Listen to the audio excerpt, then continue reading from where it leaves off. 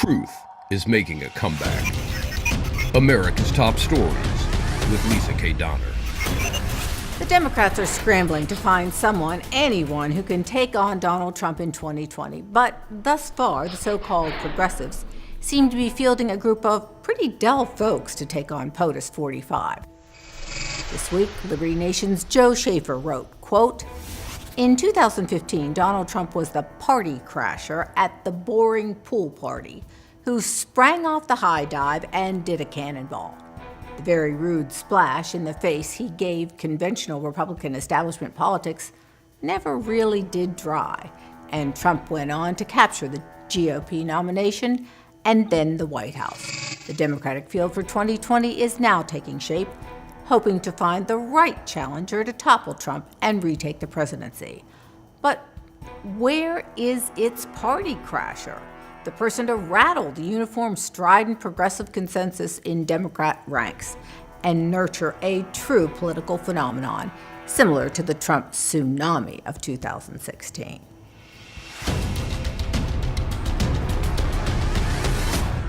Joining me now is LN's national correspondent for a brief discussion of the Democratic field, which seems to be getting bigger every day. But is it getting any better? That is the question. Welcome to Truth is Making a Comeback, Joe. Thank you, Lisa. Good to be here. All right, let's start with the Lady Dems, shall we? How about Pocahontas, also known as Senator Elizabeth Warren of Massachusetts? What's her boring quotient? Well, she's not getting any traction at all, so I would say her boring quotient is pretty high or low, however you measure that. When your own home state, the leading liberal newspaper in your home state, says that you missed your chance and 2016 was a better shot for you, and you're not really doing anything in 2020, then you know you're in trouble. So she has to find a way to get a spark in her campaign, and I don't really see it happening for her. There's been too many missteps, the DNA test, and she's just not saying anything that's lighting a fire, which is the problem with most of these Democrats, to be honest with you. Next up, we have New York's Kirsten Gillibrand. What do you think of her? Yes, she's trying to please everybody. She knows it's a progressive party now. She's flip-flops too strong word, but she changes her tune to go with the progressive wins. She's gone hard left on immigration, gun control, same-sex marriage, just reversing previous positions. And, it's a calculated move on her part to be the most liberal of all the progressives, but it's not really a way to become a breakout star, showing you don't really have any deeply felt principles. So again, I don't see how she's going to light a fire under anybody by doing that. And now, what about Amy Klobuchar? Though I have to say that she will go down in history as giving her, throwing her hat in the ring in a driving snowstorm while talking about climate change. Anyway, what do you think of her lack of name recognition? Is that going to be a problem? Well, that was certainly memorable. That's one way to get noticed. I don't think her problem is unique to her. It's a problem unique to a lot of these candidates who don't have name recognition. Is how do you boost that? How do you boost your profile when you're in a field where everybody's going to be saying basically the same things? Democratic orthodoxy is so rigid now, you can't stray too far off the reservation. Apologies to Elizabeth Warren there. You can't stray too far away from the norm. And then how do you distinguish yourself if you're saying what everybody else is saying? So that's sort of the trap that the Amy Klobuchar is, even someone like Cory Booker has. You want to you want to be unique. You want to make a name for yourself, but you can't say anything that the orthodox Democrat ideology will be offended by. Well, you just made a good point. Do you think that also goes for Kamala Harris? It does. She's got an interesting take. Again, she's going to have to find a way to distinguish herself, and she can't do it that way by differentiating herself. So she's going with the "I'm the tough prosecutor" line, sort of a Democratic version of Chris Christie.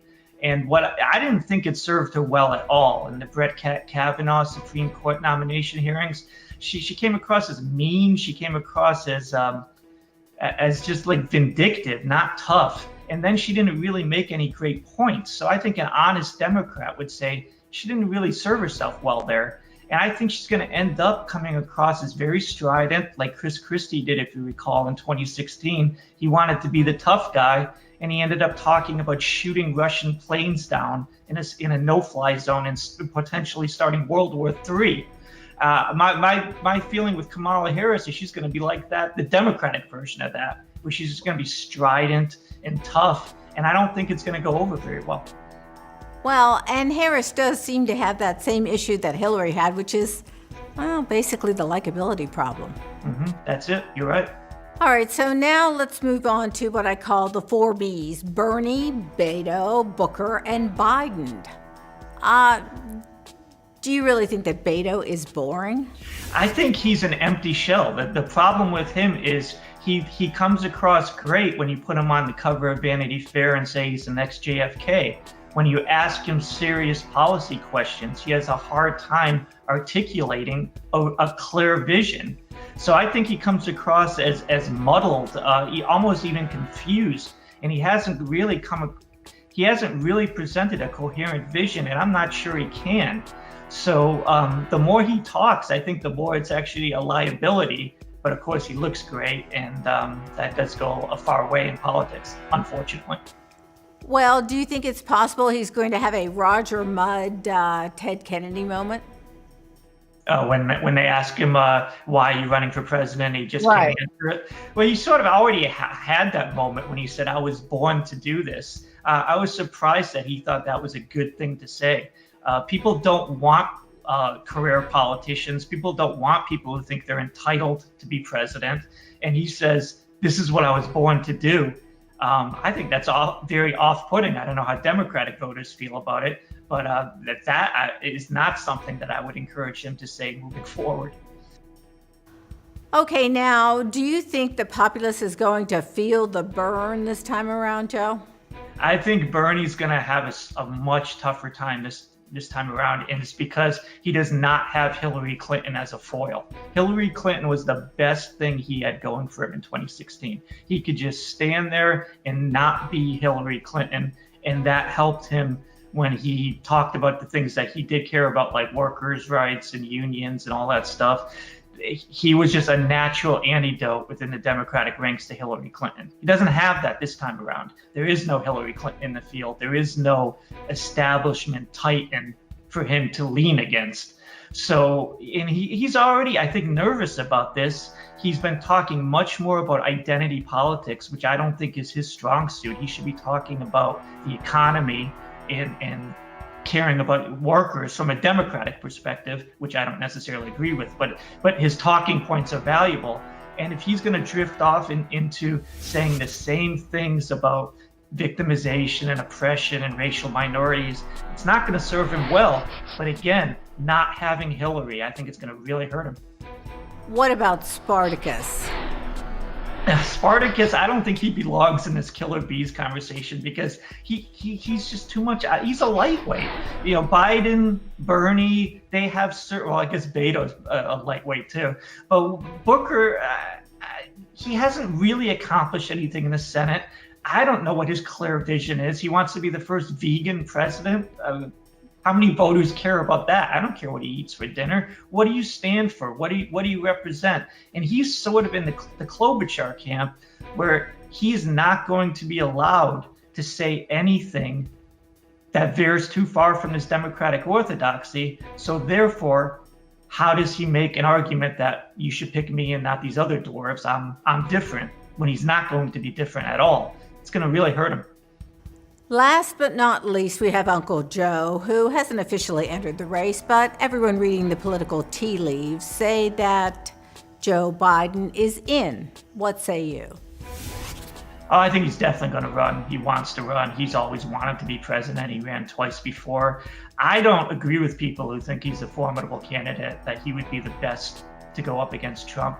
He's a two-time loser. The only reason he became vice president is because you had a young, black, sort of progressive candidate, and they wanted a safe establishment, sort of white, kind of like what Mike Pence is for Donald Trump, to smooth over the edges. And he did that. You know, he served that role well. but you don't want that for president. I don't think anyone's clamoring for Mike Pence to run for president in 2024. So I don't see that there's this wave of enthusiasm among Democrats saying, oh, we got to get Joe Biden to run. I don't see him as this powerful candidate. His age and the fact that he's an establishment Dem is going to really hurt him with the younger voters. They're thirsting they really want generational change. And I don't think they want a president in his 70s, going to be in his 80s if he stays in there 2 terms. And I think that's going to hurt him a lot more than people are saying. Well, and I think there's a very good chance that Joe Biden could have a Michael Dukakis moment as well. Don't you think he's ripe for that? He has about 1,000 of them, doesn't he? he says so many things that are kind of off the cuff, and he survives them. I just think he's not going to catch fire. I think that's the problem with a lot of these Dems. You're going to see it in the debates.